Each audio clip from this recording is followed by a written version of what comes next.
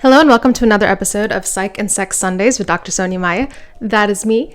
Today I'm going to talk about 3 surprising ways you might actually be able to improve your big O's. And the last one is kind of surprising. You might be like, what? I never considered that. So make sure you watch until the end. And if you like videos like this about psychology and spicy time, then make sure to hit that subscribe and turn on those bell notifications and finger that like button. Thank you very much.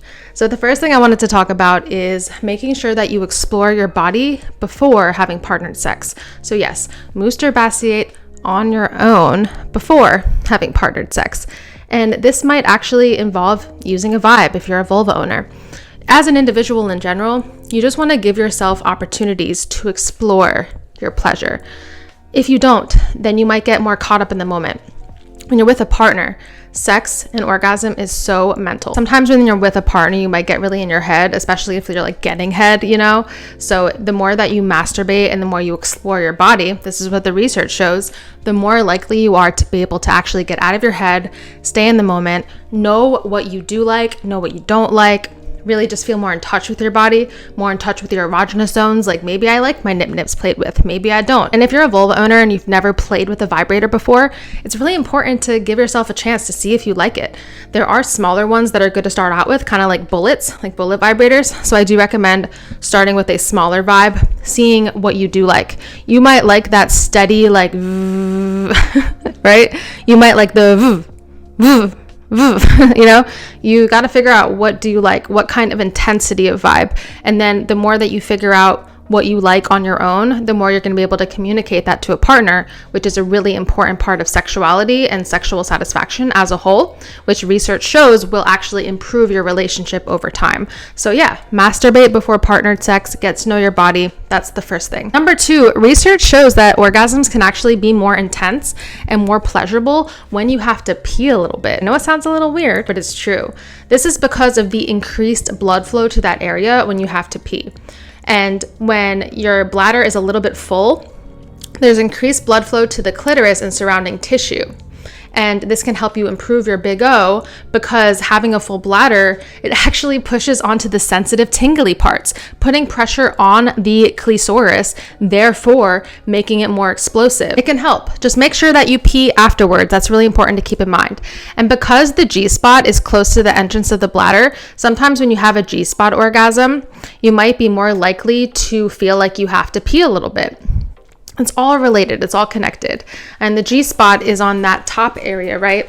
So if you're thinking about the vajayjay and you put your fingers in, it's on the upper wall, right? So you can get to the G-spot with fingers, with a dildo, with a penis. Sometimes you can have a G-spot orgasm when you're having sex with your partner. And for most women, because most vulva owners need clitoris stimulation, sometimes you're more likely to actually have a G-spot orgasm when you are stimulating the clitoris. So that's where some of the information from the first thing I talked about, using a little vibrator, might come in handy. And if you want a video on blended orgasms or combined or dual orgasms, let me know below. I'd be more than happy to make a video all about that, because when you combine different types of orgasms, you're more likely to have a full body orgasm, which can be really, really blissful. Someone on Reddit was talking about how his girlfriend sometimes has pee orgasms. So this is a little bit different, but this is when you're holding on to pee for so long that it feels really good to let it go.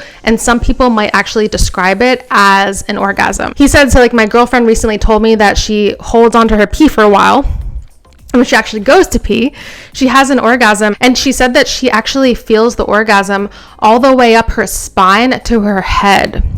And she does reverse Kegels when peeing. And when she does these reverse Kegels when peeing, they're more likely to happen.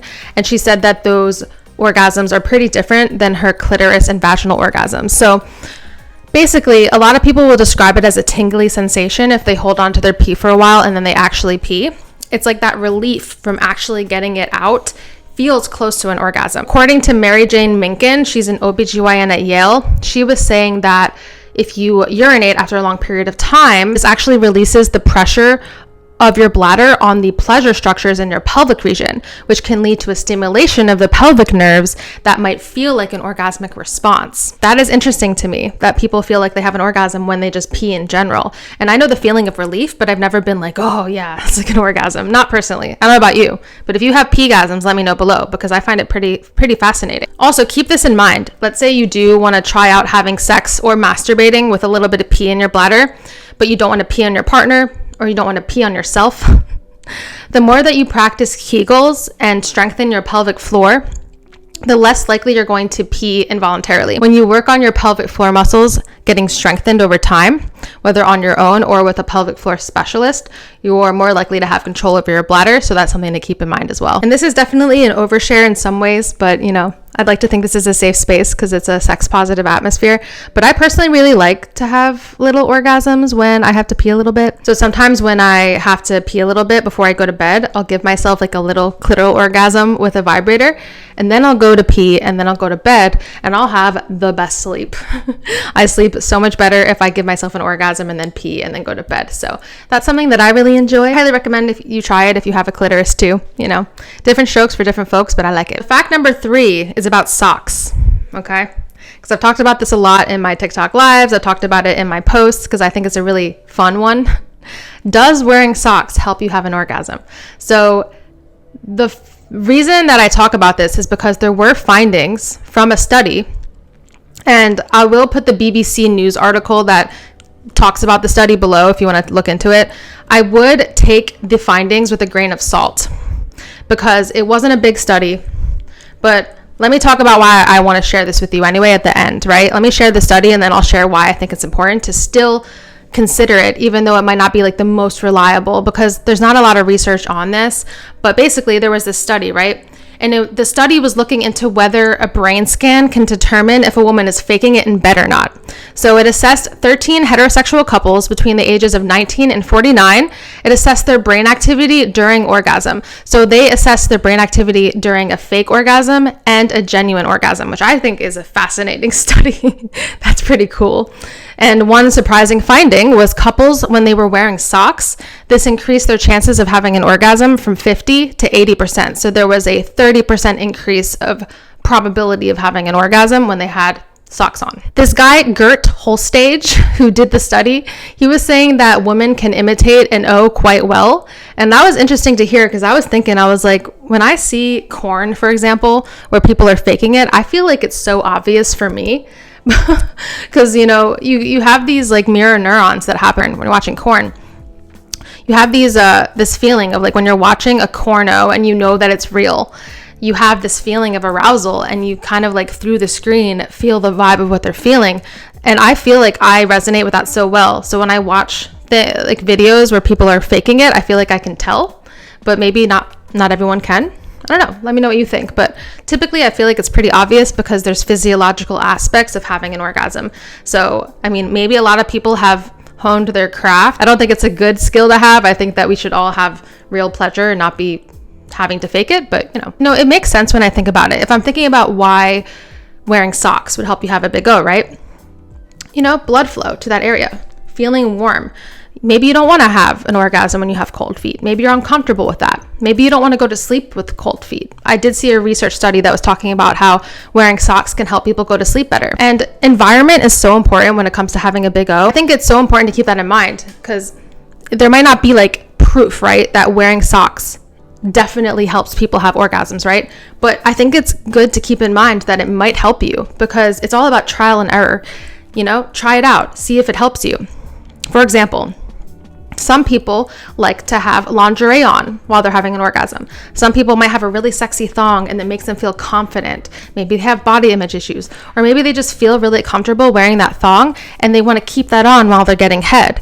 And that feels really good. Just pull it to the side.